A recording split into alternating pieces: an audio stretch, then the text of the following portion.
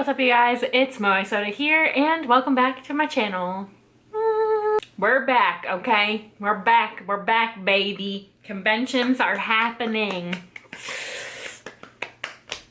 So, this past weekend, last weekend, or 2 weekends ago, depending on when I can get this video up, I went to Otakon, and this was my first convention back, I don't want to say after COVID because we're still dealing with it a little bit. Whatever's happening is happening.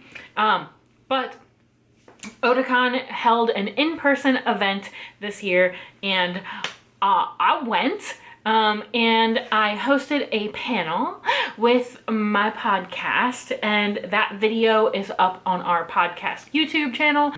I will link it up here and y'all can go and check out our panel. It was on iconic anime characters and what it means to be iconic, and we asked random strangers if they knew if they had ever seen a character before, and then we gave you a bunch of results. So super fun. It was my first time hosting a panel at a convention, and I will talk a little bit about that. So I know this is supposed to be a convention vlog, but your girl is real awkward about filming in person, especially if the camera's pointed at me. So I'm just gonna talk over my convention footage and tell you a little bit about like what my experience was going back to a convention, kind of like in the middle of a pandemic, or like during a lull in the pandemic, or whatever you want to call this. I'm going to tell you my experience going back to conventions, or at least going back to a convention, because, you know, that might have been my one and only for the year. But, yeah, I also have a convention haul that will be coming out, so look forward to that. I will link it up here whenever that is available. So you can go and check that out, see everything that I bought. You know, fun stuff there. So first and foremost, Otakon is held in DC, usually the last week in July or the first week in August. And this time they put out a mandate. I don't think at the time that they were planning the event, the mask mandates were in effect in DC. It was suggested that you be vaccinated, and masks were required at all times during the convention. I personally booked a hotel through the convention website, and we were in the hotel connected to the convention center, and masks were required anywhere you were not in your room. So we were masked the whole time. I am, and everyone that I went with was fully vaccinated. We wore our masks the entire time, and everyone at the convention was super respectful of the mask mandate during the convention. I didn't see anyone without their mask unless they were taking a sip of water or eating their food in the designated spots to eat food. So if you are thinking about going to a convention, or you're not sure about what it's like going back to a convention after everything that has happened over the past year and a half, hopefully this will be kind of like an insight for you into what it might be like, and you can kind of see if you will be comfortable being around that many people and being masked and all of that kind of stuff. So hopefully this kind of inform you guys, and you'll get to see exactly what it looked like during the convention. So yeah, let's start out. Day one. So Otakon usually has around 35,000 attendees, and that is since they have moved to DC. They used to be in Baltimore, and they would get around 25,000, 30,000 tops. Like the Baltimore Convention Center cannot house any more people than that, and that is why they started their move to DC. The convention center is extremely big. It is very up to date. There are plugs and chargers and everything everywhere, and for this specific convention, normally Otakon starts at like 8 a.m. and runs until like 2 or 3 a.m. Like you can kind of just like hang out in the convention center almost 24/7. I've never gotten kicked out of the convention center. And you know, we go to raves, we go to late night panels and 18+ panels and stuff like that that happen up until like 1 or 2 a.m. But this time they had closed down. They had reduced hours for the convention because they needed to do extra cleaning and extra sanitizing and all of that kind of thing. So the programming started around 9 in the morning and it ended at around midnight. And a lot of the programming that was happening was not large group oriented. Like there were workshops that they would do, and there were panels, and there were some like live events like the masquerade and stuff like that. But all of that like wasn't any, there was no rave. There was I think there was a formal ball this year. I think they did do that. There was no rave. There was no concert. There was no Matsuri. I don't know if they've had a Matsuri since Baltimore, but there wasn't any like pre-show festival or anything like that. So yeah, there was a lot of stuff that was like nixed out of the programming, which meant that if you were a normal Otakon attendee, you've been there in the past, it was kind of strange because there was a lot of stuff that like I wanted to do. There were panels that I wanted to see, videos that I wanted to watch and stuff like that. And you could kind of do all of that. Anything that you kind of wanted to do, you were able to do. There weren't really any lines. There weren't really any like caps on anything. Yeah, that was just like super strange because usually at an event as large as Otakon, Otakon is the largest East Coast event.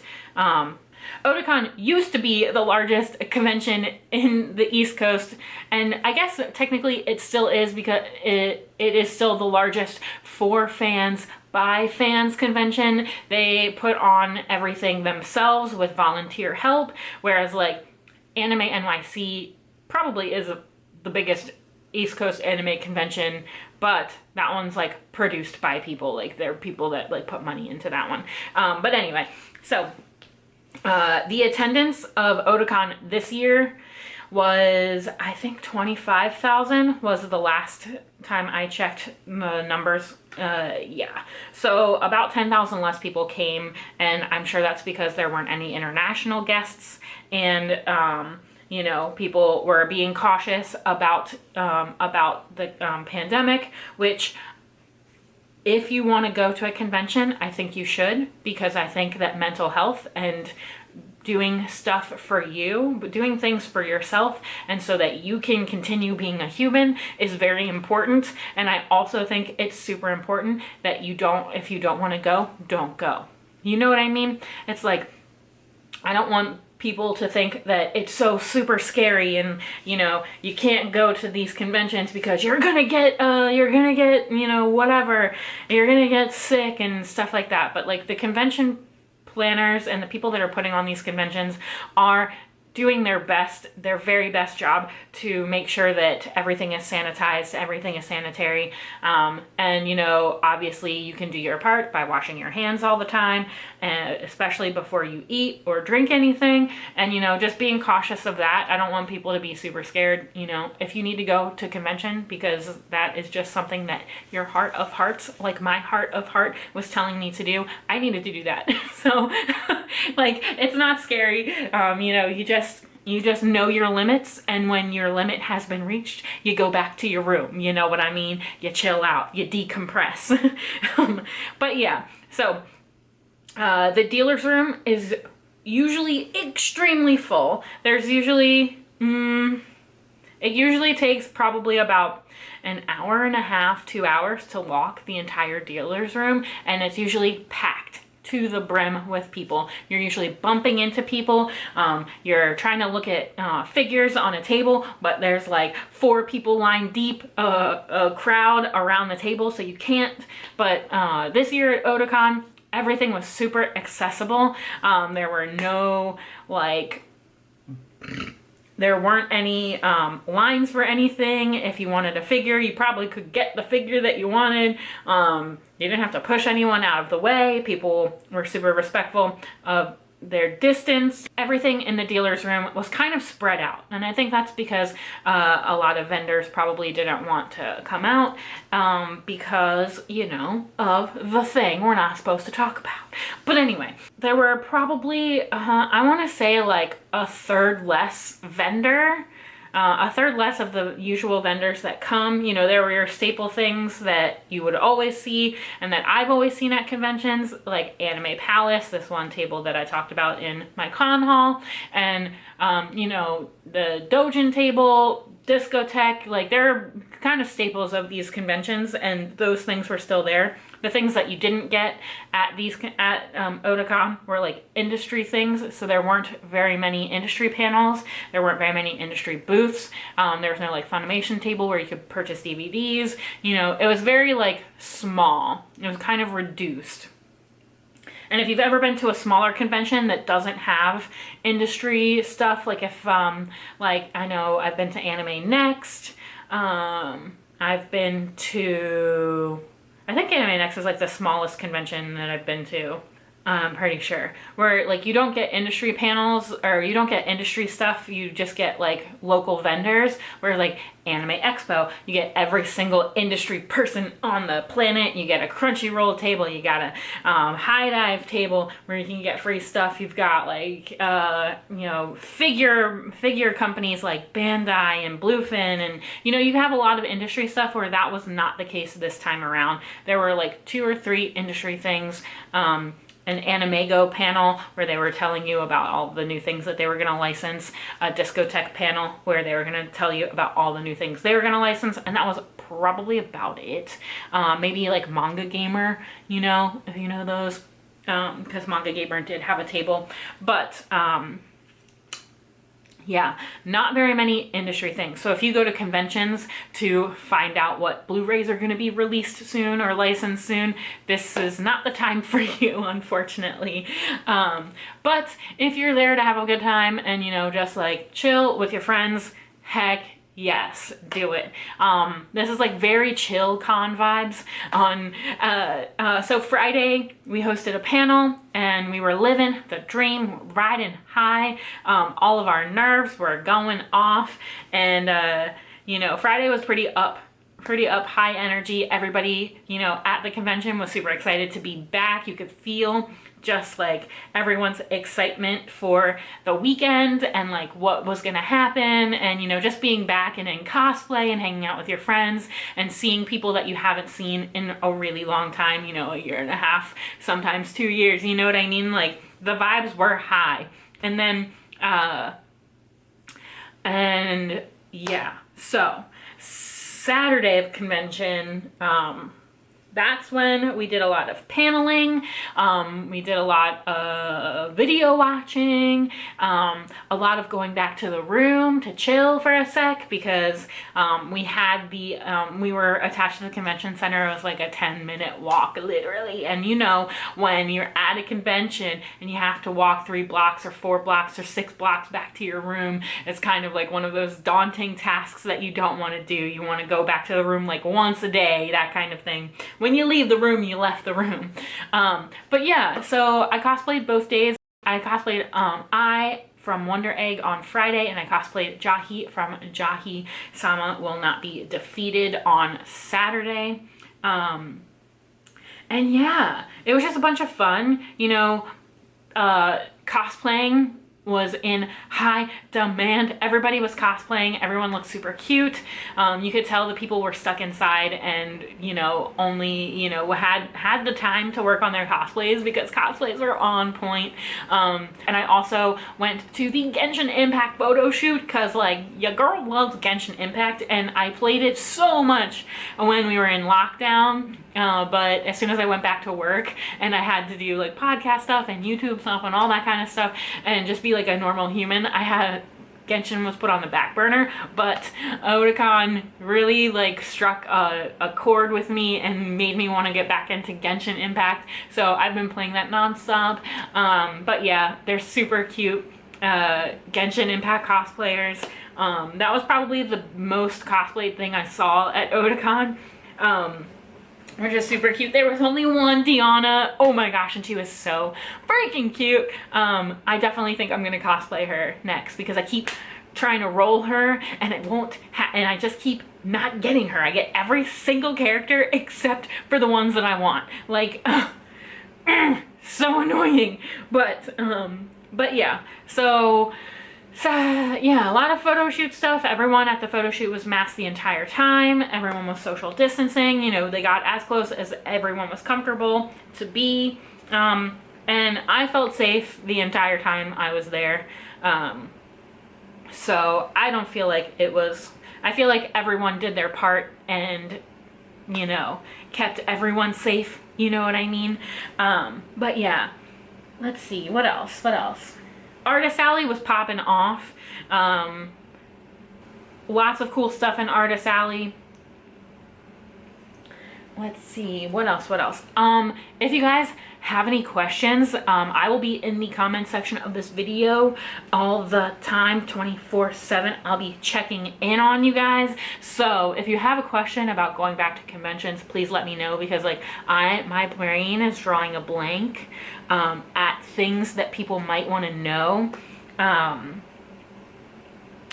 But yeah. And then obviously Sunday, low day of the con. Everybody's hungover or just like wiped from being out in public with everyone else for 3 whole days. Like, this is the most social interaction that we've gotten in so long. So it's kind of like a shock to the system a little bit. And yeah. Oh, the video room. You guys might want to know about the video games and stuff like that. So they did still have tournaments. I don't know if your local convention has video game tournaments, but Otakon still had tournaments. They were reduced tournaments though. They didn't have like Street Fighter and Tekken and all that. They just had like a few. And then the video game hall, everything was pretty much social distance. Obviously, there were people playing the dancing games, like in large groups, but the games were set up like 6 feet apart. And there were a couple new games that I saw that I played that were really cool. I think I have footage of that too, so that will be in there. But yeah, like, it's, for the most part, it is exactly like what you think convention, what you're used to doing at a convention, except for like kind of like chilled out. There weren't any like video premieres. Normally that's the big thing that I look for at conventions, is what video, what movie, what series is going to be premiering for the convention. Like the last time we were there, Trigger premiered Promare, and they did a panel and talked about all the behind the scenes stuff for Promare. So that was like hype event. You know what I mean? That was a hype ass event. And that's the kind of stuff that I look for when we're going. There wasn't any of that this year, which is fine. Like, all of that is fine. I'm just really grateful that we can converge at Otakon, because I know that Otakon was very iffy. If they didn't have an in-person event this year, they were probably going to go under, which would be super duper duper sad, because Otakon is my first convention. It's like my home convention. It's my heart. I love Otakon so much, and if I didn't have that in my life, I would go crazy, you guys. Like, I'll go so crazy. Like, my mental health would steadily decline if I couldn't go, because Otakon has, like, there's something super special about Otakon, in my opinion, and I've gone to a ton of other conventions, but there's just like this, like, I don't know, this like little thing that, you know, you just can't put your finger on about Otakon. So if they couldn't have an in-person event this year, I've been super duper sad. So I'm excited that they were able to have that and generate some revenue so that they can continue having in-person events, and they can keep their contract with the convention center, because that would be very bad. But yeah, so I think that's about it. If you guys have any questions about going back to a convention, or hosting a panel and all that kind of stuff, like if you have any questions about anything, please let me know in the comments. I will be in the comments answering them for you. And I think that's gonna be it for this video. Yeah, super grateful that we could attend an in-person convention, and hopefully, you know, our numbers will stay good and everything won't shut down, because there's a bunch of conventions at the end of the year that I'm super looking forward to, especially for Lewd Drip and stuff like that. So fingers crossed, we keep the numbers up, we keep the numbers down, and, you know, we stay good in this pandemic-like state, and we can all continue to go back to our normal routine of 8 conventions a year. I need to go to even more to make up for it. Yeah.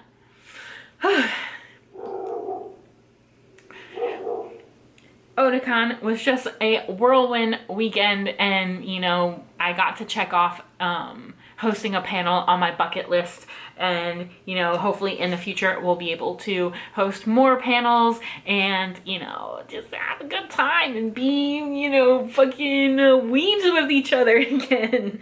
That's what I think I miss the most, you know, getting together with your friends and just chilling out and having a great time.